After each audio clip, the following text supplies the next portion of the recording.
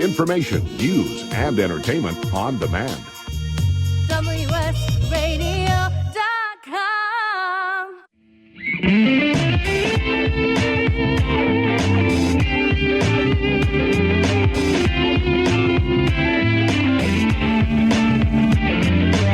Welcome to the Changing Stage, music gear talk from the manufacturers and musicians who define the biz. Here's your host, Florentino Buenaventura.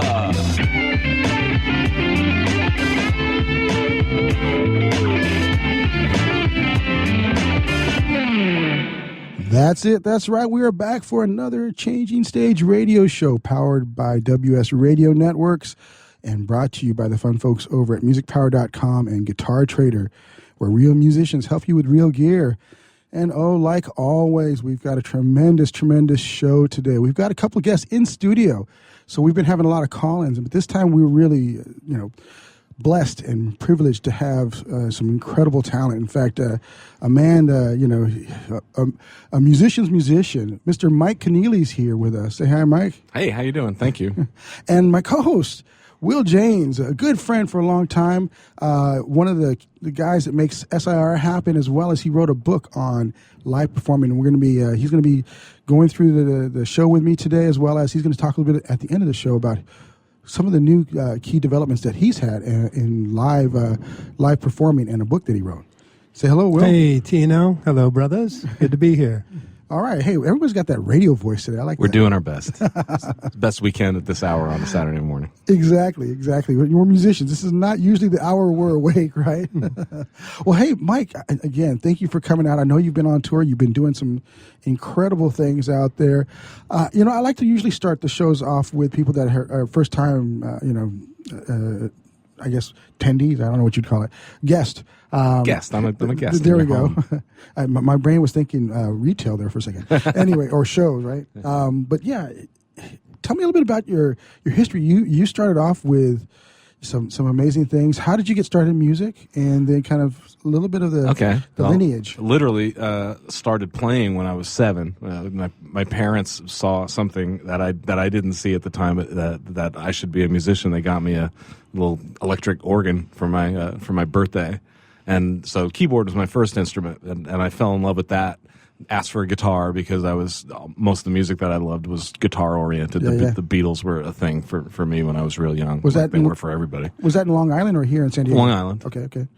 And so I started playing guitar when I was 11, and just kicked around playing both those instruments while I was growing up with my brother, who also played guitar, playing in bars in San Diego when I was old enough, and my first sneaking in, I imagine. I waited until I was legal, and then the musician who was most crucial to me when I was growing up in terms of my own musical development was Frank Zappa. I was always just completely just entranced by what he did. Yeah, such an innovator, man. Truly, and as there was, all my life I've just loved music and surrounded myself with it. But there was something about what Frank did that was always it for me, above everything else.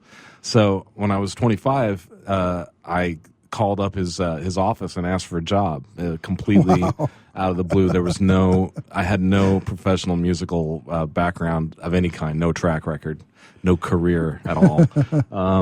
But I loved his music, and I had was definitely ballsy, man. Well, it was just this was 1987. He had said in 1984 that he was never going to tour anymore. Okay, and then word came out to the fans that he was in rehearsal. So I said, oh, man. Well, my first thought was, oh, cool, I get to see another Zappa tour.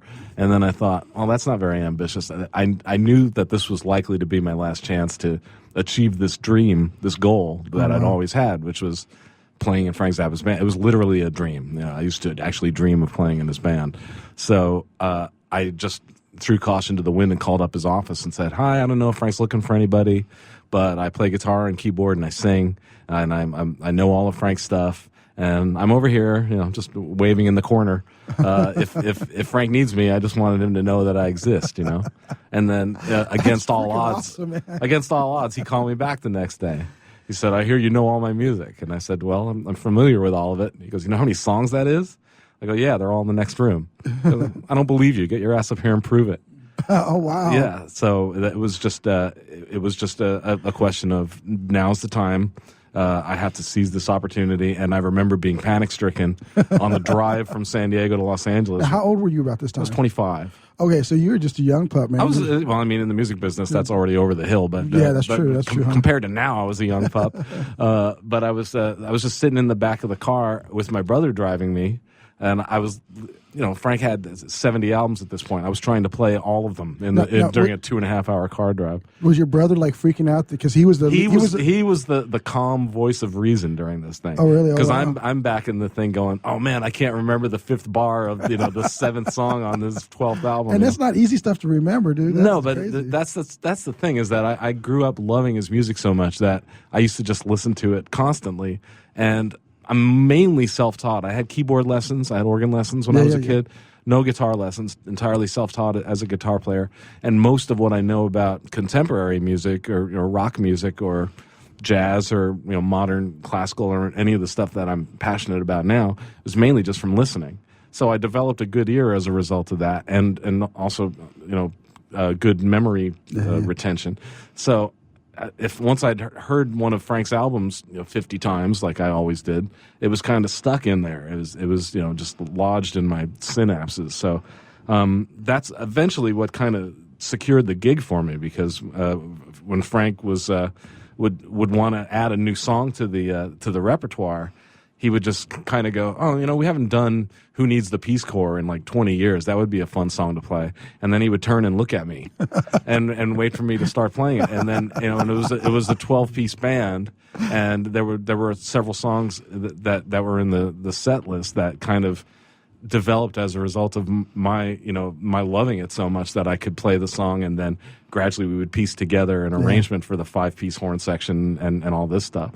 So, it wasn't so much that I was, a super slick, real professional musician, because I wasn't. I had no experience whatsoever, but I was uniquely well trained to be in Zappa's band because I loved his stuff so much, and he would just call me the walking encyclopedia, and just sort of count on me for not just that, but he also got in the mood to play Beatles songs on that tour, and I love the Beatles too. Oh, so wow. We ended up doing 4 Beatles songs, and we kind of pieced those together from my awareness of those chord changes. It's just that's what have always been passionate about. It's just like the music, the sound of the music, how it's built, how chords are put together, stacked harmonies and all this stuff. So early on, I started just diving deep into it, and that's where I put my energy, is learning how to decode all that stuff. Wow. And so, to the expense of most other normal human endeavors. well, it's very interesting that people. I've interviewed a lot of people on the show, and really, passion seems to be the key driver. That they were just so hungry to go in this direction and do this thing that drives them. Well, I remember going to shows and just feeling like that was where magic in the world was made real. Yeah. It's kind of, in a way, a little bit unfortunate that now. Like, I've just been on the road on and off for 18 months with Satriani. We did 143 shows with breaks in between, wow. but it was this long campaign of promoting his most recent album, and every single one of those shows, there's somebody in the audience for whom that's a sort of a one-of-a-kind magical experience. Yeah. For us, on the road trudging from tour to tour, you have to sort of occasionally slap yourself and remind yourself, this might be approaching a day gig status for you, just like kind of the status quo, but there are people for whom this is going to be a highlight. And, yeah. And it's important to keep that in the forefront of your consciousness so that it doesn't get you don't get complacent about it. So every time I step on the stage, I'm still excited about it, just like being as fun and trying to get back in touch with that magic that I remember from going to see Genesis when I was 15 at the sports arena and thinking, oh my God, this is the best place in the world to be right now. Yeah. I'm going to quote Jack Black from School of Rock. One great rock show can change the world, and I think that kind of sums it up, really, because that can impact one person that goes on and becomes Mike Keneally and calls up Frank Zappa, and it's awesome. What's awesome is at the last show that I play with this metal band called Death Clock, yeah, and we headlined at this thing called Festival Supreme that actually Tenacious D put on. It's their festival, and we were the last act. And we got off stage, and Jack Black was standing off stage, and he was just there, clearly in ecstasy, you know. Oh wow! And as we walked off the stage, he just gave everybody in the band the biggest bear hug and just said that was unbelievable. You know? So it's nice to know that he retains his passion for being a member of the audience. Although he had the best seat in the house because he's actually standing right on stage watching it. And they're freaking hilarious, man. I love those guys. Awesome. Yeah, they are definitely. So I want to kind of go back a little bit because we have a lot of young listeners because the show's all about the industry and what to do to make it in the industry and what people who've really kind of trudged all the pathways for it. You were there sitting there with Frank and your brother, and you were on this van. You went there. What was that first experience like? Kind of tell us and kind of give us that picture of that. Oh, like the audition with Frank? Actually, I'm so into this. I just realized we got about 30 seconds left. Oh, well, let's sing the Mountain Dew jingle. Except I can't remember it. So just trying to think of something that was 30 seconds. Yeah, long. that 30 seconds long. So before I want to save that concept there. So you have an album out, and you're working on a new album. So the most recent album is called You Must Be This Tall, and that came out last year. I'm in the studio these days when I'm not on the road working on a new record called Scambot 2, and that'll be out next year. Okay, awesome. And are you doing that album here in San Diego, or are you on North County, in Leucadia for the most part. Okay, very cool. Well, hey, this has been, like I said, I was enthralled. So this is a Changing Stage radio show brought to you and powered by WS Radio Networks and brought to you by musicpower.com. We'll be back in a few short minutes for a commercial break.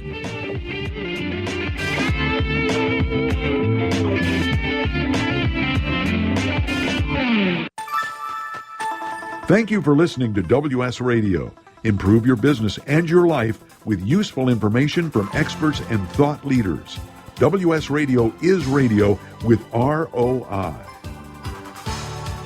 You may have heard me brag about Progressive Medical Center and just how much they've helped me with my health. And Dr. Goley, one thing that you've helped so many people with is migraines. Unfortunately, there are millions and millions of Americans who are suffering with migraines and headaches, and they're debilitating because it affects the quality of their life, and they cannot function properly. At Progressive, we get to the root cause because we understand that migraines could be caused by nutritional deficiencies, hormonal imbalances, believe it or not, delayed food sensitivities. And once we determine what the real reason is, we put a plan of action together with medication that we get them off slowly, and we put them on an all-natural approach, and the results are amazing. Incredible. I mean, there's so many people that can say they don't live their lives with migraines anymore thanks to Progressive Medical Center. And that's what's exciting and rewarding to us as physicians because we help our patients take control of their health, and that's why they're living well. Why don't you get a hold of Progressive Medical Center today? Don't live in pain. Don't have migraines anymore. Just go to their website, progressivemedicalcenter.com. This is your life. Live it well.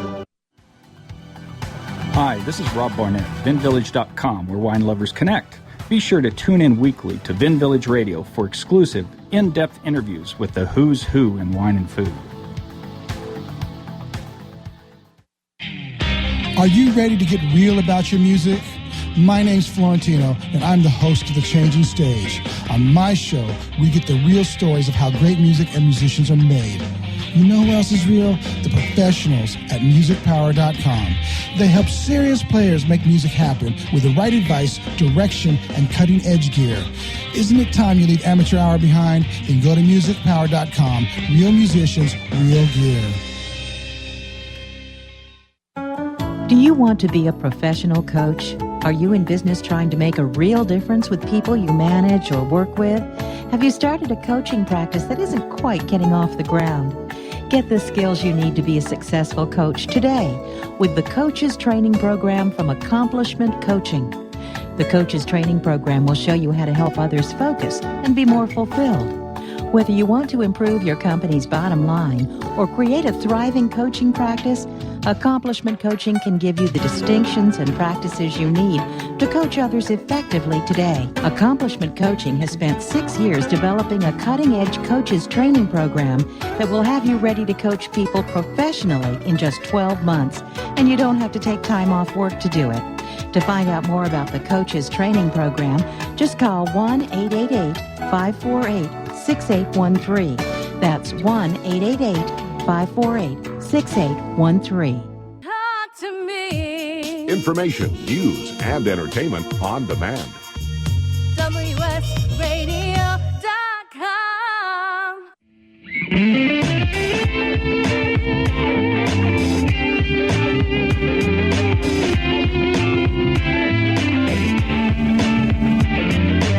Welcome to the Changing Stage, music gear talk from the manufacturers and musicians who define the biz. Here's your host, Florentino Buenaventura.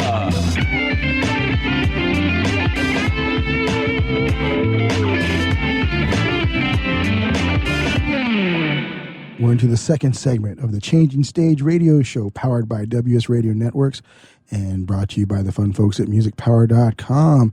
And we are talking with Mr. Mike Keneally, and we've got Will James and my producer Paul Berezeski here, and we were just leaving off at being in the presence of greatness with Mr. Frank Zappa. Mike, tell us about that. That's just I kind of detoured myself off the path there, but okay. So driving to the audition, my brother's driving me. I'm in the back seat trying to remember every Zappa song, freaking out. Yeah. And it was my brother Marty who said he stopped the car and he turned and looked at me and said, "You're never going to be more prepared for this audition than you are at this moment." And I thought that there was like some real wisdom behind that. There was no sense in freaking myself out for the rest of the drive. So by the time we got there, I was feeling calm and realizing the truth of what he had said. That I had a lifetime, of experiences and just listening to Frank's music and teaching myself to play it. If I wasn't ready now, there's no way that I was going to force myself into readiness. So I calmed down. It was sort of a Zen moment. And I walked into Marty and I walked into the rehearsal space, which was a huge soundstage. It was Hollywood Center Studios on Santa Monica. It used to be Francis Coppola's Zoetrope. So it was literally just like this massive air hangar thing. And I walked into this space, and there's only 4 people in the room now. It's me and my brother, Frank, several football fields distance across the room, and a guy named Bob Rice, who was Frank's computer assistant. Oh, and Bruce Fowler, who was the trombone player, but he left right as soon as we got there. And since I've been playing guitar in the back of the car, I didn't bother putting the guitar in the case. Okay. So I walked in like Johnny Appleseed with the guitar slung over my shoulder. Acoustic or electric? It was electric. Okay. Like pawn shop special, not a really good guitar at all. Okay. My gear thing was not together at all. Frank looks up and he sees me walking in and he goes, "Hey, nice case." and he goes, "Okay, well, go ahead and plug into Ike's amplifier, Ike Willis, who was one of the singers in the band." So I plug in. I'm nervous, but somehow I feel like I'm where I'm supposed to be at the same time. It kind of feels like, wow, this is a very unreal experience, but I'm relatively comfortable here, but I'm still shaking a little bit. Frank's playing. He used to work with the synclavier. I remember it. Yeah, and he used it to. As a matter of fact, the reason why he hadn't toured in a few years is because he said, "Tired of humans, tired of musicians. They can't play my music the way I want to hear it, and they complain all the time. They do drugs. They're late for practice. I'm just going to stay in the basement with this computer and type in notes and hear my music exactly the way it's supposed to sound." And he was happy with that for about 3 years, and then he realized that the computer wasn't making him laugh as much as Ike Willis used to, injecting weird, unexpected, vocal. They'd be in the middle of doing some song, and then Ike would go, "We're Beatrice," and Frank would crack up laughing, and the computer can't do that, So he decided to put the band together again. So I walk in, but he's playing the synclavier. The synclavier's playing a song called "The Black Page," which is one of Frank's hardest tunes. So I plugged in, I started playing along with it just to demonstrate to him, I actually do know your stuff and I am a big fan. Yeah. And then he just started naming songs. On the phone, he had told me a couple of pieces that he wanted me to work on. They were both insanely hard, and I had a day to work on them. But I got working versions of them together good enough to show him, okay, if you tell me to play a song, I'm going to play it for you, and give me a little time, and I'll get it slick, But I do have familiarity with the stuff and can get you a working version up and running pretty darn quickly. So he he said, okay, that's cool. Now play this song. Just started naming songs from his repertoire. Oh, wow. And this was him, holding my feet to the fire. You say you know all my stuff. So if it was a song that I had played before, then I would play it for him. If it was a song I hadn't played before, I would say, give me a second. And I would stand off to the side and sort of sing it to myself. And I'd heard his record so many thousands of times that it was just like putting the needle on the record and playing it in my head. Yeah. And then it goes like this. I'd start playing it for him. And if the chord voicings weren't exactly like they were on the record, it still kind of demonstrated what I needed to demonstrate to him. And he goes, well, let's try singing together. And I was still kind of in disbelief that this was happening. So we harmonized on something like, he had the root and I was a third above him. And afterwards he goes, our voices blend pretty nicely together. But the only thing that troubles me is you got this shakiness to your voice that, that feels like it's conflicting with mine. And I said, that's not there all the time. My voice is shakier than usual right now. Trust me, when I calm down, it'll be fine. And then he wanted to check my reading. Now, my reading is not as slick as my ear because most of my music education came from listening to records. Yeah. So he put up a chart on the keyboard for a song called Strictly Genteel, which is a very elaborate orchestral piece from the album 200 Motels, which was scored for a large symphonic orchestra. And I know the song, so I look at the chart and I start playing it by ear. And he's looking at the keyboard and he's looking at me and he's looking at the chart, and after a few bars he goes, hold on, wait a second, are you reading that or are you just playing it from memory? And I said, yeah, I was just playing it from memory. And his eyebrows went up and I saw him smile. And I think he realized, okay, this is a resource that I can work with, and so, and when all is said and done, he said, well, I would like you to come back here on Monday when we're in full rehearsal, so the rest of the band can witness your particular splendor. And then my brother and I drove back to San Diego, just screaming in the car the whole way. That is such an awesome story, man. Great. That is such an awesome story. Now, Will's had some great questions in the break, so I want to bring you in, Will. Yeah, you guys should hear the show that's going on during the commercials. Yeah, exactly. Will, so... Yes, yeah, Mike. I've got a couple I'm very interested in. One of them is, how did being a multi-instrumentalist help you not only assimilate Frank's music but also perform it? And do you think that gave you an advantage to getting the gig as opposed to being a straight guitar player, let's say? I think definitely the fact that I was able to bring, be more of a utility guy as opposed to just like a hotshot guitar player definitely served me well, primarily because the last hotshot guitar player that Frank had in the band was Steve Vai. And Steve obviously made a very strong impression. And during the time that Steve had left Frank's band, he'd gone on to work with first Whitesnake and then David Lee Roth, which is obviously the thing that really put him on the map with a lot of people.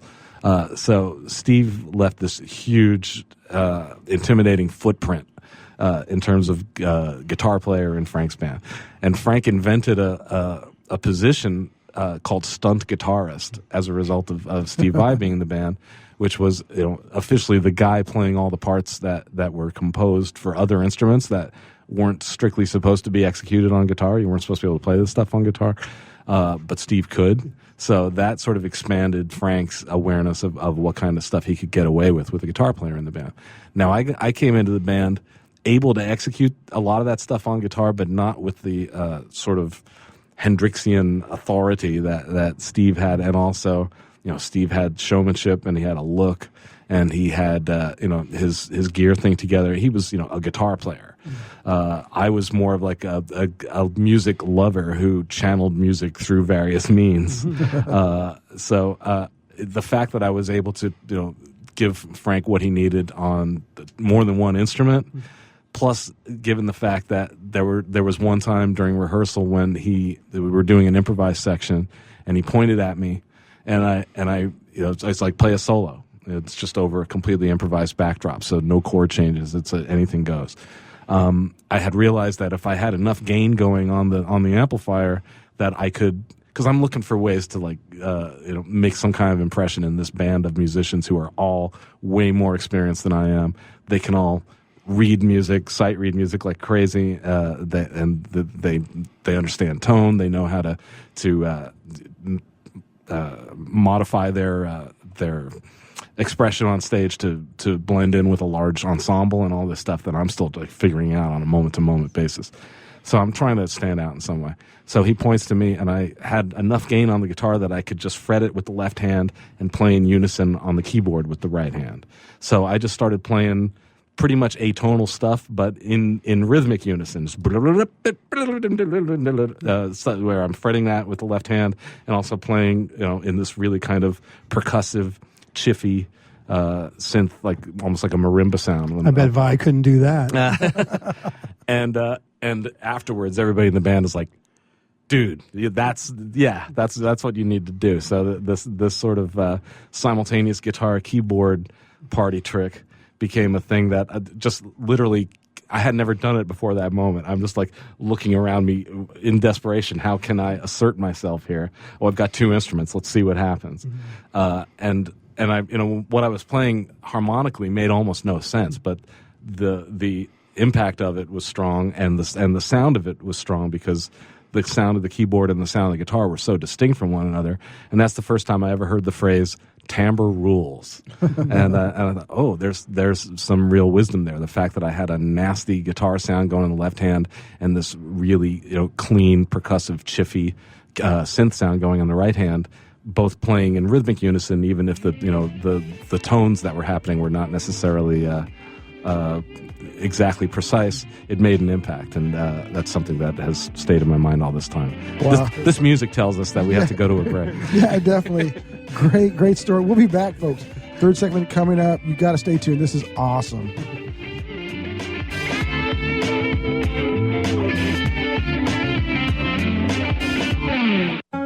Do you want to be a professional coach? Are you in business trying to make a real difference with people you manage or work with?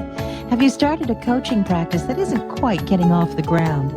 Get the skills you need to be a successful coach today with the Coaches Training Program from Accomplishment Coaching.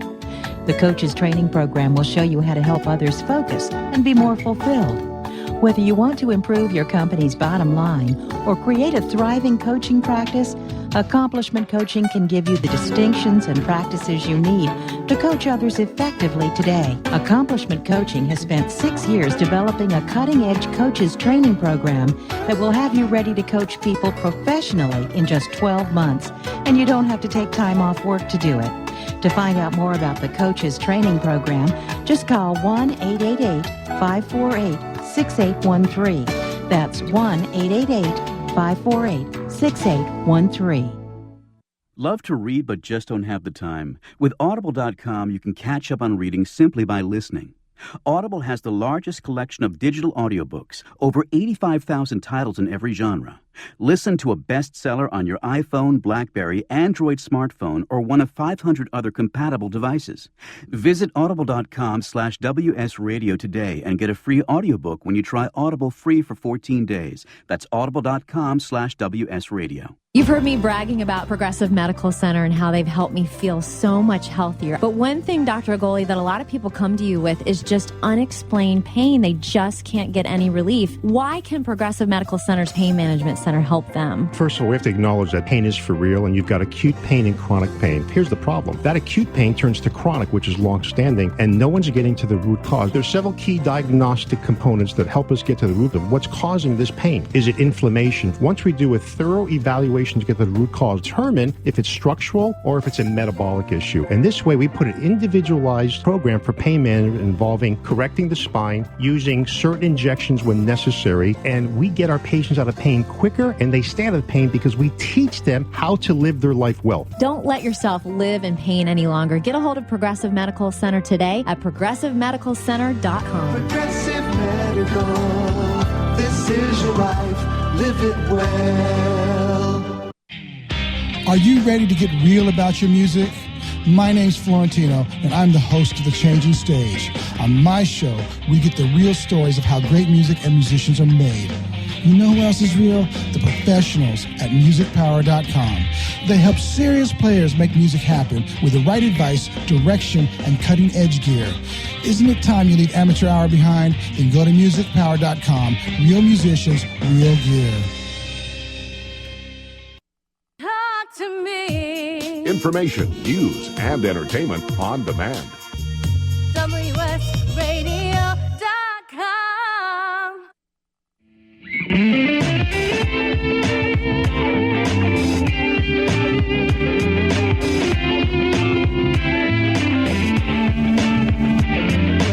Welcome to the Changing Stage, music gear talk from the manufacturers and musicians who define the biz. Here's your host, Florentino Buenaventura.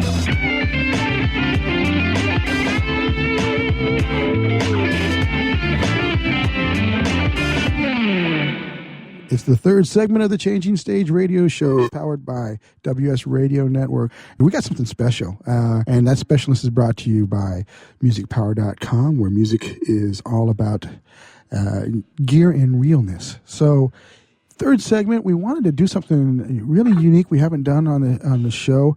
We really wanted to kind of bring around, the heart of the music. And I think that's really, as we've been talking with Mike, it's all about that passion, about that love of the music. And, we're going to stop talking. We're going to actually let the boys jam. So we've got Paul Berezetsky on a Strat that was custom made for him. We have Will James on his 68 Gibson that we're all drilling for. The thing is awesome. And then Mike's going to jam on one of Paul's guitars. It's a Les Paul Epiphone that's been souped up. And then we have some Randall RVCs from Guitar Center that we picked up, and things are just amazing little 5-watt amps. So we're gonna just from here go on to a little blues jam. Let the boys play.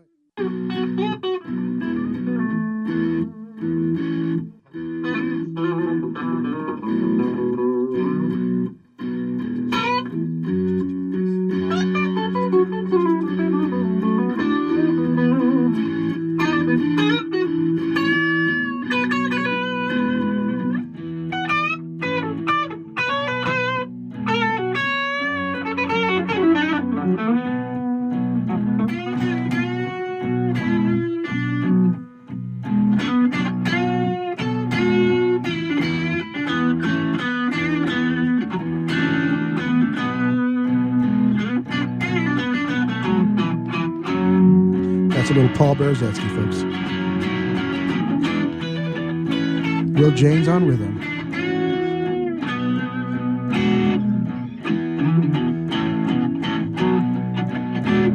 Little Mike now.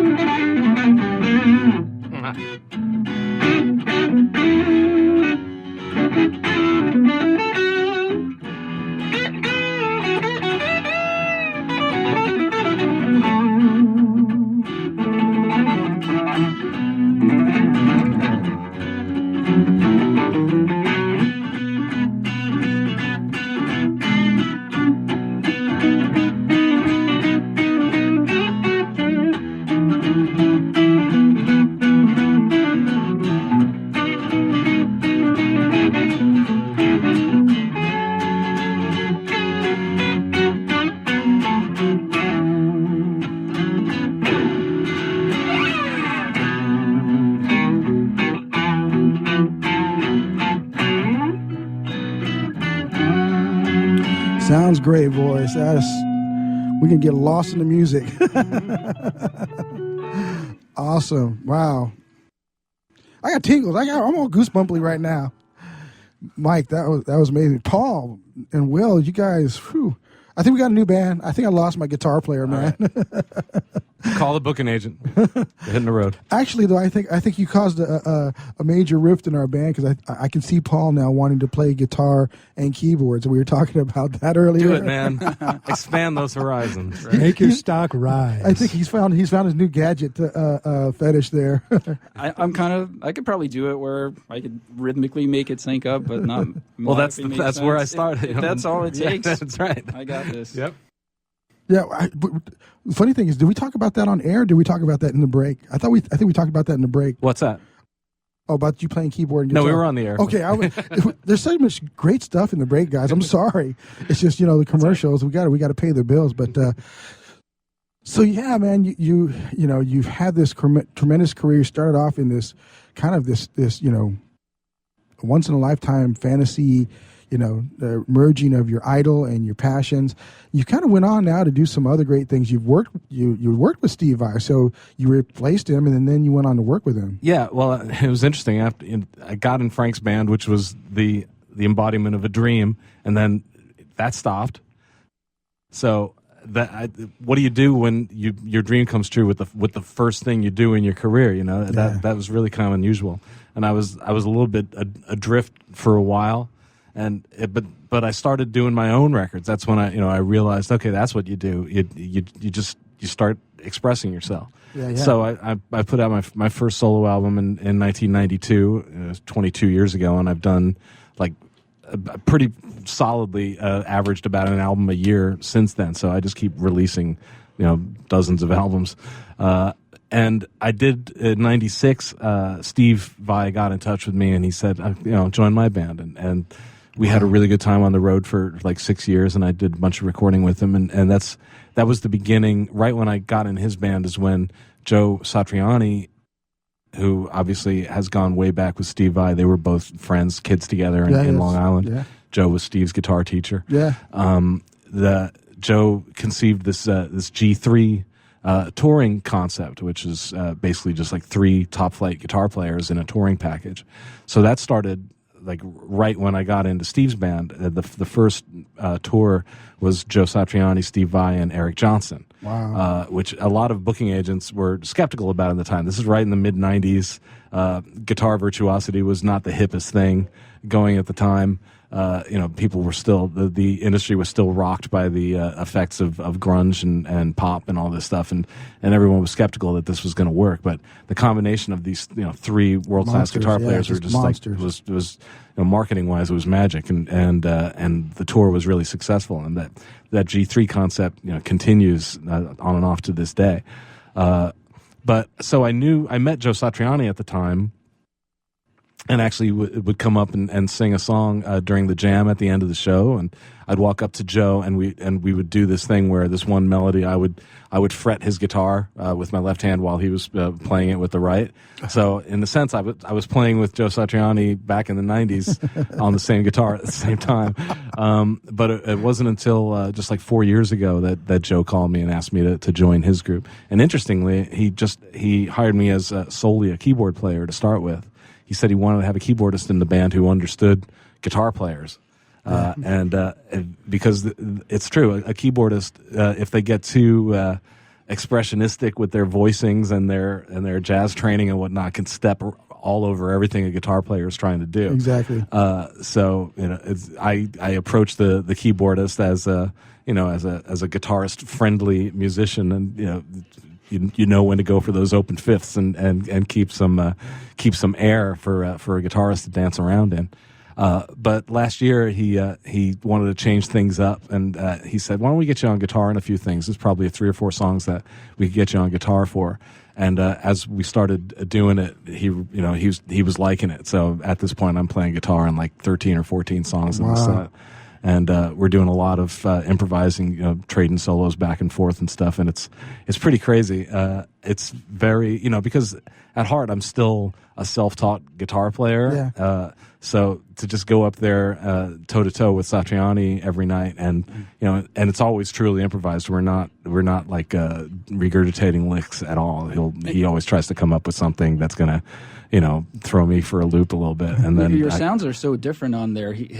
Everything is so like pristine and controlled, and you're kind of a lot greasier. I'm sort of like chaos in action. It's cool to watch. It's a kind of a counterpoint to what he's doing. Yeah, it's fun. It's definitely it has there's some electricity. There's some energy to it. So it's I'm just glad that I'm finally playing guitar in his band too. It's really enjoyable. Guitarist for sure. And he wanted to also change up the rhythm section in his group, and he asked me if I could recommend some guys, and I got in Brian Beller, who's been the bass player in my band for about 20 years, and the drummer named Marco Miniman, who might be the best drummer on the planet right now, a total freak of nature.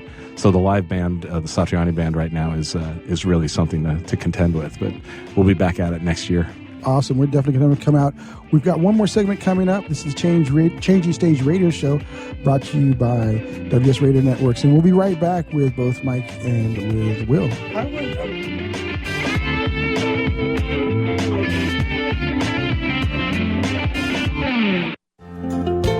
Hi, this is Rob Barnett, CEO and founder of VinVillage.com and the Wine and Dine Show on Vin Village Radio.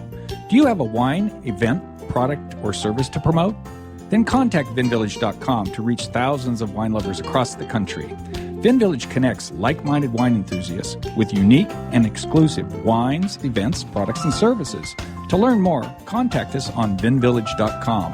VinVillage is where wine lovers connect. Are you ready to get real about your music? My name's Florentino, and I'm the host of The Changing Stage. On my show, we get the real stories of how great music and musicians are made. You know who else is real? The professionals at musicpower.com. They help serious players make music happen with the right advice, direction, and cutting-edge gear. Isn't it time you leave amateur hour behind? Then go to musicpower.com. Real musicians, real gear. You've heard me bragging about Progressive Medical Center and how they've helped me feel so much healthier. But one thing, Dr. Agoli, that a lot of people come to you with is just unexplained pain. They just can't get any relief. Why can Progressive Medical Center's Pain Management Center help them? First of all, we have to acknowledge that pain is for real, and you've got acute pain and chronic pain. Here's the problem. That acute pain turns to chronic, which is long-standing, and no one's getting to the root cause. There's several key diagnostic components that help us get to the root of what's causing this pain. Is it inflammation? Once we do a thorough evaluation to get to the root cause, determine if it's structural or if it's a metabolic issue. And this way, we put an individualized program for pain management involving correcting the spine, using certain injections when necessary, and we get our patients out of pain quicker, and they stay out of pain because we teach them how to live their life well. Don't let yourself live in pain any longer. Get a hold of Progressive Medical Center today at progressivemedicalcenter.com. Progressive Medical, this is your life, live it well.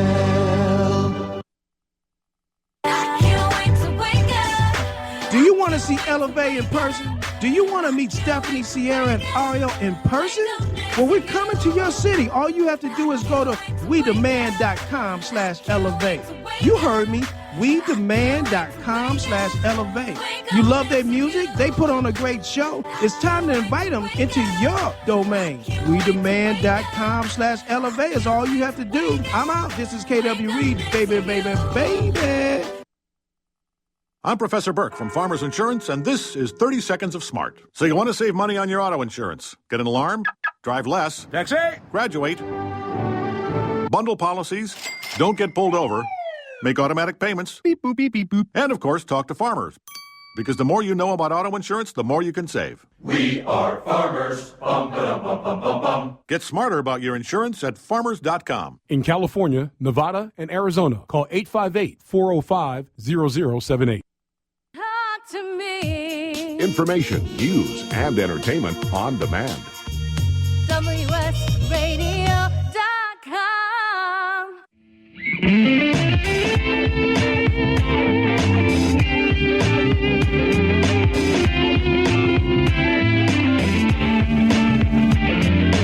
Welcome to the Changing Stage, music gear talk from the manufacturers and musicians who define the biz. Here's your host, Florentino Buenaventura.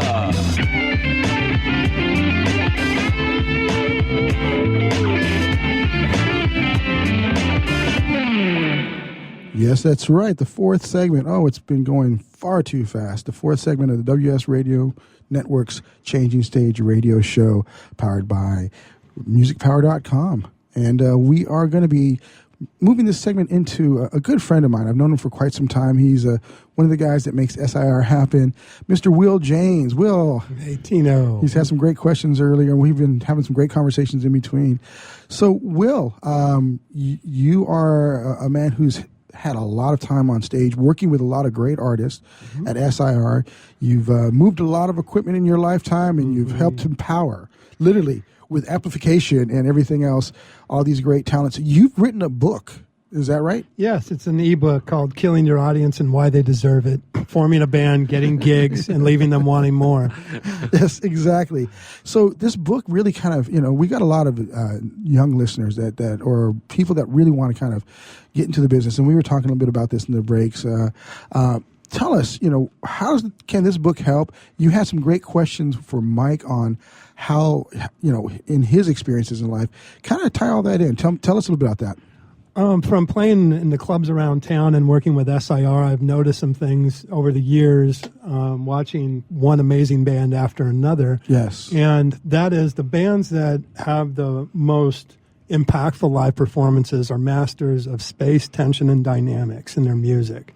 Yes. And it's applying those to, you can apply those dynamics to any type of music you want, and with the same results, you'll make much more memorable music, and it's a way to not let your music sound the same, for every track. By using space, tension, and dynamics, then you're using the same dynamics as a worldwide touring band and recording artist. It's just a matter of what are those dynamics and applying them to your band. It doesn't take any special talent to do it necessarily. It just takes a little bit of thought and creativity. Understanding, taking a little time to think it out.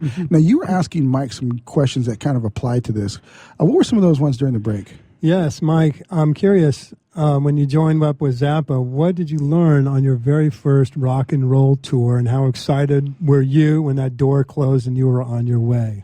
Well, it was really a source of constant disbelief to me. I remember just sort of watching Frank at times when I maybe wasn't playing during the show, and I would watch him doing a solo, and I would almost start hyperventilating, like, I can't believe this is really happening. I'd feel like a member of the audience that just happened to be lucky enough to be on the stage. But it was definitely just baptism of fire in terms of figuring out, okay, I'm no longer just a musician in a garage trying to make good music. It's all of a sudden you are one component in a large organism, and everything you have to reassess, everything that you thought about what your phrasing is, and your sense of rhythm, and your sense of tone, and your amp settings. It's all about coexisting, and it's also about being as sensitive a listener as you are a performer. You constantly have to be taking a very sensitive view of what you're playing and how it fits into the whole. It's almost like you have to be a listener at the same time. And what I, to this day, constantly do when I'm on stage is imagine that I'm at home with headphones on, listening to a record, and everything is just like really sweet, and all the parts are fitting together, and everything feels good. Everything's synchronized rhythmically. Everybody's playing together. Everyone's sounds are forming a pleasing overall frequency spectrum. And sometimes, like something as simple as is the amount of bass that you've got dialed in on your amp stepping on what your bass player is trying to do. It's like make sure that you carve out room for everything in the overall thing to coexist nicely.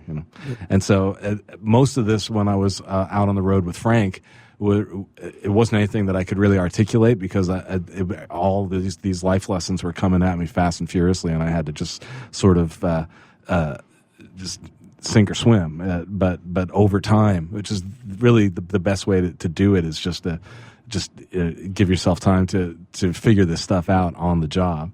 And then gradually it becomes a bit more second nature over time. But you have to be conscious of it. You can't just be a selfish musician, because nobody's going to want to work with you if you aren't conscious of your place within the whole. Sure. Now, Will, how does that, all these principles that Mike's talking about right now, how does that apply to what you've written about in the book? How do you see the correlations? Well, in the bands that I play with and the bands that I usually work with, there's lead singer or lead singers, and the musicians are there specifically to support the lead singers in a band. Yeah. Mostly not to be louder than them in a club situation, let's say. But I learned a really good trick from working at SIR. When I saw a convention center show with a pretty large setup, all the amplifiers were facing toward the rear. I said, "Wait, what's going on here? What are you guys doing?" They said, "Well, it opens up the vocals a lot. They hear everything anyway in their monitor, in their in-ears, so they don't really need all that noise coming out to the audience that the vocals have to climb over to get to them." And I was going to ask you about that. I noticed that when we opened up for you that you reversed your amp. Does that affect your playing more? You're kind of left at the mercy of the sound guy, right? Well, if it's a competent sound man, it's okay. The fellow down there, Johnny, is really good at it and getting me a good sound through the monitor. That was at 710. We should clarify. At 710 Beats Club. But what it does is it allows you, by reversing your amp, it allows you to turn your amp up to get the real natural gain out of it. And without getting those shrills. Yeah, without getting the shrills. And if you're in the audience, normally what I love playing in the club is you're playing right into their faces, usually if the club is set up right, like the Casbah or whatever. Yeah. But by facing that amp back there, that allows everybody to hear the vocals, which is, if they can't hear your lead singer, you've got no show. Yeah. And I found the reversing the amps was an ingenious way of keeping the stage volume down and the vocals in front where they're supposed to be. And if you're a guitar player, you don't want to face your guitar amp to the rear. You want to stand in front of it and feel that blaze of sound. But you can hear that anyway through your monitor. So I think a lot of guitar players would be surprised at how much better they might play if they don't hear themselves too well. If my amp is screaming at me on stage, that will will force me to play more, even more sparingly than I ought to. It's like just because I don't want to be screaming at myself, I feel like I'm annoying myself if I hear myself too well. And people like to see, if when it's time for the guitar player to go crazy, they want the guitar player to go crazy. They you don't want to be. It's. I love it when I have to almost struggle to hear myself a little bit, because it means I'm just a part of the music rather than riding over the top of it. Yeah. Well, we've got about a minute left, little less than a minute left. Big bang moments. Will, when was your big bang moment where you decided that this was going to be what you did for a living? Well, it wasn't supposed to be a big bang moment. There were several, but the first concert I attended was Earth, Wind & Fire in 1977 as a 12-year-old, and I'd never seen such a spectacle in my life. They had these huge, these incredible costumes. They came down in a spaceship. Yeah, it was awesome stuff. There were magic tricks during the show, and I walked out of there floored, thinking that was incredible. But there were other hardcore punk shows I saw up here with TSOL and Social Distortion that made an equal impression on me. That made me think, okay, I may not be a virtuoso, but I can play that. That's definitely. And I can still play exciting music. Well, we got a few moments left here. Mike, can you lead us out with a little stuff? Your taste was so good. Folks, This has been an amazing show on the Changing Stage, and such talent, such passion here.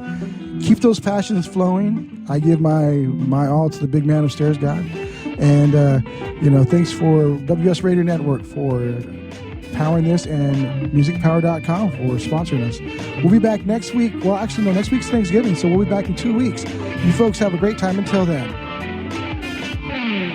Progressive Medical.